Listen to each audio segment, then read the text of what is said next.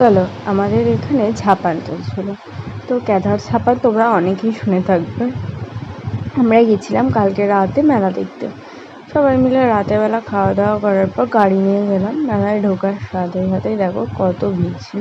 তাও গেছিলাম 10:30 নাগাদ। আর এই যে মন্দির, এই মন্দিরটারই পুজো ছিল, খুব সুন্দর করে সাজিয়েছিল। আর আমরা ঢুকেই প্রথমে প্রণাম করে নিলাম।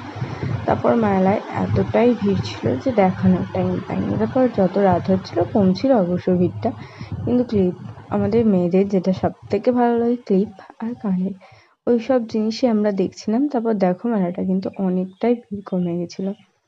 কিছু কিছু দোকান মানে খুব জোর হয়তো তোমরা ভাববে হয়তো এত রাতে গেছে হয়তো মেলা বন্ধ, কিন্তু না, একদমই না, মেলা কিন্তু একদমই বন্ধ ছিল না।